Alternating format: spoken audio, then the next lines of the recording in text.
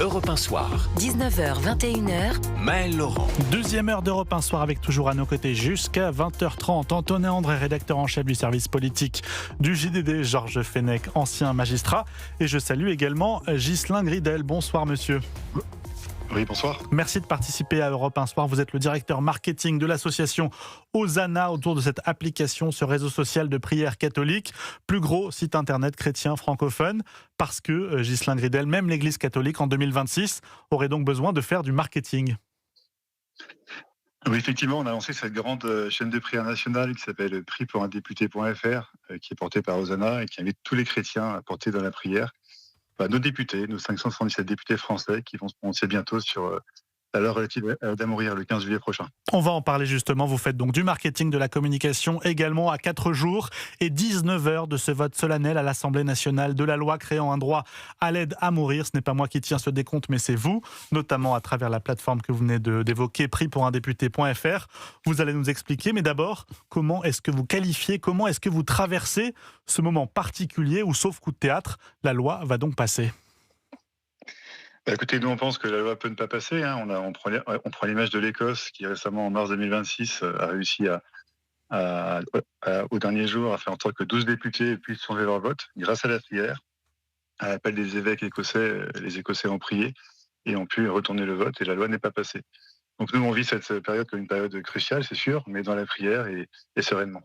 Et je précise que le mot d'euthanasie que vous évoquez, vous, ne figure pas dans le texte qui sera voté mercredi. Députés qui vont donc créer ce nouveau droit, celui de l'aide à mourir, un droit qui sera assorti de multiples conditions cumulatives, avoir au moins 18 ans, être atteint d'une affection incurable engageant le pronostic vital, présenter des souffrances physiques et pouvoir s'exprimer de manière libre et éclairée.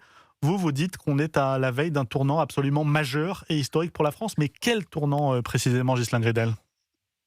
Effectivement, on est à J-5 du 15 juillet, dans le jour du vote. Nous, on pense que c'est un changement anthropologique pour la société qui ne respecte pas la dignité inaliénable de toute vie humaine. Je pense que l'Église était assez claire pour le dire. Les opposants à cette... je vous écoute, excusez-moi. Allez-y. Oui, donc cette loi, globalement, plus on en parle, moins on l'aime, forcément. À chaque nouveau vote, les voix qui s'y opposent augmentent. Voilà, que ce soit les évêques, les priants chrétiens ou l'ensemble des Français, quand on leur demande leur avis, en fait, se rendent compte que cette loi ne peut pas passer. Vous dites que c'est même l'une des lois les plus permissives au monde qui soit sur ce sujet, Ghislain Gridel. Oui, c'est ça. On pense que c'est une loi qui respecte, d'une part, pas la dignité humaine, mais surtout qui enlève la possibilité de pouvoir, admettre une clause de conscience pour les médecins, pour les pharmaciens, qui ne respectent pas forcément la liberté individuelle. Antonin André, une première question à Ghislain Gridel sur cette loi fin de vie. J'ai un infini respect évidemment pour les convictions religieuses et pour votre combat, parce que je pense qu'il est parfaitement respectable. Mais qu'est-ce que vous répondez, vous aussi, au cas que certaines familles rencontrent, où on parfois dans l'intimité, dans le secret même, c'est-à-dire que souvent ce sont des non-dits, certains proches sont obligés aujourd'hui de se cacher pour soulager seuls et se retrouvent seuls face à ce geste, la souffrance d'un de leurs proches, et qui aujourd'hui aurait besoin d'une forme d'accompagnement ou en tout cas de non-culpabilité, j'allais dire, qui soit reconnue par la société. Comment est-ce que vous conciliez ces deux aspects ? Donc c'est une loi qui, en fait, sous couvert de compassion, et ça on peut l'entendre, la souffrance, ce respect doit être entendu. Nous, ce qu'on pense, c'est que seul Dieu peut être à même de rappeler quelqu'un à la vie. On pense que chaque vie humaine est sacrée. Mais ça, je le conçois très bien. Je le conçois très bien, monsieur, mais dans la réalité, les exemples que je vous donne de gens qui voient leurs proches souffrir et qui, en se cachant ou en tout cas en allant à l'étranger, qu'est-ce que vous leur dites à ces gens-là ? Parce que ça, ce sont des exemples qui sont réels et qui se passent dans la vraie vie. Je comprends le sens que vous donnez à l'existence et au rôle de Dieu dans tout ça, mais certaines personnes dans la même société que vous ne pensent pas la même chose. Donc, comment vous dialoguez ? Qu'est-ce que vous leur répondez à ces gens-là ? Je réponds qu'il y a plein d'autres solutions que donner la mort, tout simplement. Il y a tous les soins palliatifs qui sont admirablement gérés par nos hôpitaux français, par tous nos médecins. Il y a évidemment la prière. Et puis, il y a accompagner toutes ces personnes en fin de vie. Souvent, ces personnes-là, c'est des personnes qui sont dans la solitude, qui sont malades, qui sont pauvres, qui sont isolées. Donc, on va plutôt répondre à des problématiques de solitude et à des problématiques de soins palliatifs en cherchant une solution alternative qui, de notre point de vue, ne peut pas être la bonne. Voilà. Georges Fenech. Est-ce que vous étiez plutôt pour un statu quo avec la loi Claes-Leonetti, qui, je le rappelle, dans les grands traits, c'est pas d'acharnement thérapeutique en fin de vie, et les directives anticipées où chacun fait savoir comment on doit traiter son cas si il devait ne plus avoir la conscience et les moyens de le faire. Est-ce que cette loi vous satisfaisait ou vous trouvez déjà que ça allait peut-être un peu loin? Ghislain Gridel. Non. Nous, on pense que la ligne rouge, c'est donner la mort. Voilà, ça c'est une ligne qui n'est pas franchissable. On pense que c'est une ligne qui ne doit pas être franchie. La loi précédente et qui régit actuellement le droit français a résolu beaucoup de problèmes, a donné des solutions à beaucoup de familles. Et l'immense majorité des familles, du coup, est très à l'aise avec cette loi-là, tout simplement. Oui. Donc Alors, c'est l'existence même de ce texte que vous condamnez, quel qu'il soit, que vous dénoncez. Ce n'est pas une question de critères, de modalités ou de garde-fous qui vont exister quand ce droit sera appliqué concrètement. Disons qu'il y a eu des garde-fous qui ont été proposés par pas mal de députés avec des amendements, et on a prié pour eux pour que ces amendements puissent passer. Néanmoins, on se rend bien compte qu'aucun des garde-fous n'a été malheureusement conservé. Ils ont tous été rejetés. Donc on voit bien que sous couvert d'une loi dite de compassion, c'est une loi mortifère qu'on nous propose, tout simplement. Georges Fenech. Et que le débat... oui, je crois, en l'état, la loi n'est pas encore applicable, elle n'est pas votée encore. Vote solennel mercredi. Vote solennel mercredi, il y aura saisine du Conseil constitutionnel, ça a déjà été Par Gérard Larcher annoncé. Et puis ce que le législateur fait aujourd'hui, un autre pourrait le défaire demain. Je ne pense pas qu'il faille évidemment légiférer régulièrement sur une question aussi délicate et qui touche au plus profond de chaque être. Mais ce débat est loin d'être terminé. S'il y avait même un vote le 15 juillet, je pense que peut-être qu'un jour, d'ailleurs, les Français seront interrogés par référendum si c'est possible. Oui, effectivement. Nous, ce qu'on pense, c'est que face à ces enjeux qui sont vraiment très importants pour nous, en fait, la prière va nous rassembler. On voit que ce texte divise. À chaque fois qu'on en parle, il divise un peu plus. Donc nous, on pense que la prière peut nous rassembler, que la prière nous rassemblera, notamment si tout le monde s'y met, que tout le monde prie pour son député pour éveiller sa conscience et l'aider à discerner. Vous reconnaissez quand même qu'il y a des garde-fous, la forme de collégialité pour éclairer la décision du médecin, la clause de conscience du médecin, où vraiment tout, absolument tout, est à jeter dans cette loi votée normalement mercredi. En fait, nous, on pense qu'en l'état, cette loi n'est pas acceptable. Donc, on pense qu'il faut suspendre le processus législatif ou voter contre. Voilà. Effectivement, il faut continuer à discuter, continuer à se comprendre surtout et à s'écouter. C'est ça l'essentiel. Et se rassembler autour d'un texte qui fasse le consensus, ce qui n'est pas le cas aujourd'hui. Alors, je vais vous poser la question autrement, Ghislain Gridel. Est-ce que vous êtes prêt à admettre qu'il y a eu des débats qui ont eu lieu à l'Assemblée nationale, plutôt dignes, plutôt matures sur ces sujets? Vous le rappeliez, Georges Fenech, sensibles, intimes et absolument complexes. Alors, j'ai pas suivi tous les débats un par un, évidemment, mais j'ai suivi l'essentiel, évidemment. Oui. Mais on sait ce qu'est l'Assemblée nationale depuis 2, 3, 4 ans. Et là, on a eu quand même une forme de maturité au Parlement. Non, moi je dirais pas ça. Je pense pas qu'il y ait une forme de maturité. Je pense qu'on s'enferme dans un texte qui n'est pas le bon et on maintient des amendements en dehors de ce texte qui devraient être plutôt retenus, tout simplement. Mais est-ce que vous en voulez, par exemple, au Sénat d'avoir même refusé d'ouvrir le débat ces derniers jours avec cette motion de rejet qui va finalement donner tout pouvoir à l'Assemblée nationale mercredi? Alors, nous, on ne fait pas forcément de politique chez le Sénat. On est apartisan, c'est-à-dire qu'on s'adresse à tout le monde. Ce qu'on fait surtout, c'est que cette loi ne passe pas et prier pour ça. Donc, je ne vais pas commenter un processus législatif. On est content, néanmoins, que le Sénat ait pu s'élever contre cette loi. Et on espère qu'on va tous continuer à prier pour nos députés pour qu'ils puissent bien discerner et que leur cœur se convertisse. D'ailleurs, Gérard Larcher Antonin le André. président du Sénat, envisage une saisine du Conseil constitutionnel, notamment parce qu'il considère que les clauses On ne sait pas encore trop sur quel motif juridique. En tout cas, il y a quelques dispositions qui, selon lui, font défaut, notamment pour les établissements privés qui n'auraient pas le droit de faire valoir leur clause de conscience.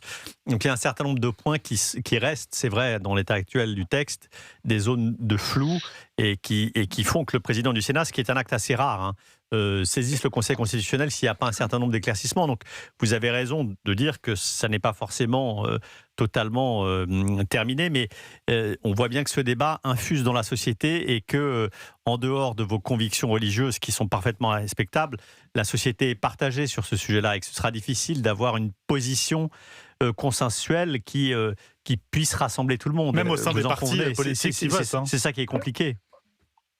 Ce qui est vrai, c'est qu'aucun parti politique n'est d'accord, même au sein des partis, des gens votent pour, des gens votent contre, ou de s'abstiennent, ou ne viennent pas carrément. Donc on voit bien que c'est une loi qui ne fait pas consensus. Donc sur un sujet aussi important qui engage la dignité humaine, c'est pas possible de faire ça. C'est impossible. Il faut trouver un consensus, il faut continuer le débat, et cette loi doit être pour l'instant suspendue, c'est certain. Et on voit bien que tout le monde est mal à l'aise par rapport à cette loi.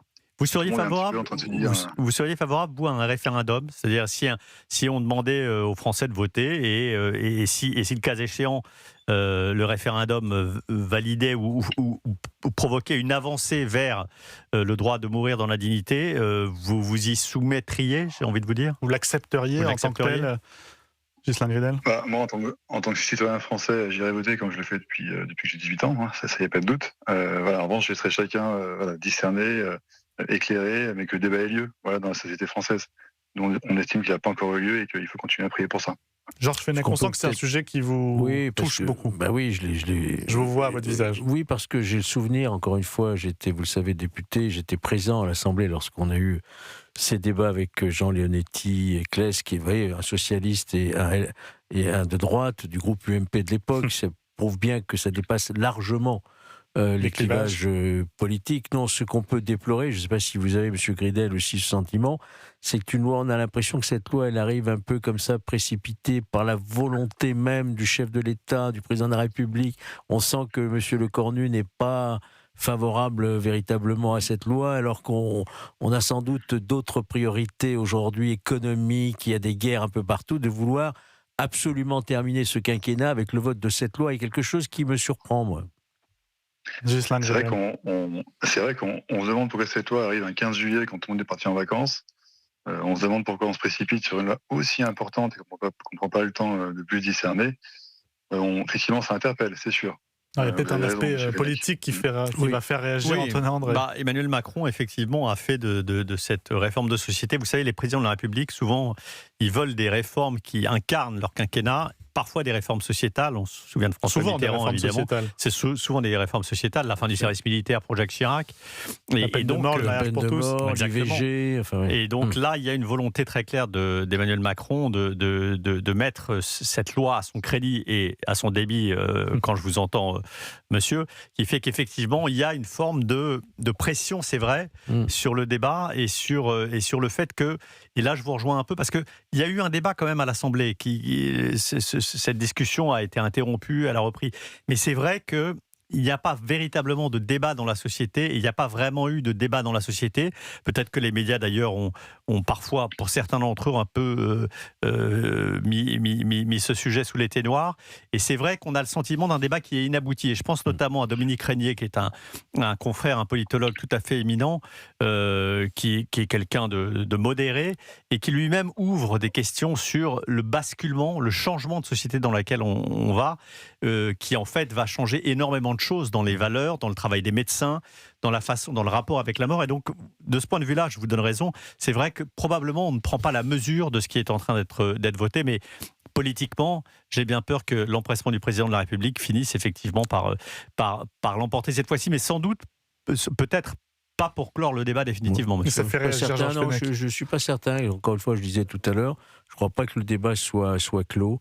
Il y a quelque chose aussi qui nous heurte, je pense. Vous avez compris que moi, je suis contre cette loi.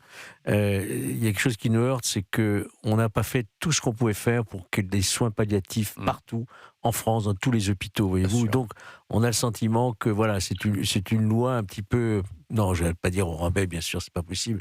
Mais enfin, c'est une loi qui n'intervient pas à un moment où on n'a pas tout épuisé dans l'accompagnement, dans la souffrance, quoi.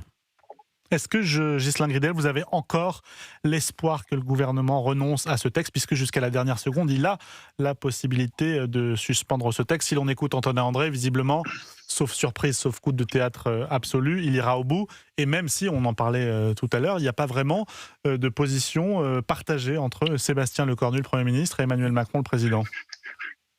Nous on y croit, parce que c'est arrivé en Écosse, donc c'est possible, c'est pas même chez nous, c'est arrivé aussi en Angleterre, donc nous on y croit évidemment, on est à J-5, on a même proposé un jour de jeûne aujourd'hui, vendredi, on propose un nouveau 15 juillet, qu'on va accélérer la chaîne des prières. Tous les jours, il y a 5 à 6 000 nouveaux priants qui arrivent sur la chaîne de prières, sur prix pour un député.fr. Donc on y croit et on priera jusqu'au bout, oui. Alors justement, vous misez tout sur les députés, cette plateforme, vous en parliez, prix pour un député.fr. Vous écrivez 577 consciences, les députés de l'Assemblée nationale qui portent cette responsabilité. Nos députés vont devoir se prononcer sur une question qui touche à la souffrance, à la dignité inaliénable de toute vie humaine. Comment ça marche de façon très concrète, Ghislain Gridel? On désigne un député, on prie pour lui, mais pour qui et pourquoi? Oui, c'est ça. En fait, on va sur la plateforme, on peut choisir un député ou on peut faire un au hasard. Et après, on peut rejoindre Rosario, qui est l'application du chapelet vivant, pour prier un chapelet avec l'ensemble des priants pour son député, tout simplement. Mais sauf que certains vous ont reproché de stigmatiser les députés en affichant pour chacun d'entre eux s'ils ont voté précédemment pour ou contre la loi fin de vie. Alors, c'est des données qui sont publiques, qui sont issues de l'Assemblée nationale, donc tout le monde y a accès tout le temps. Nous, on a juste pris les données qui étaient disponibles.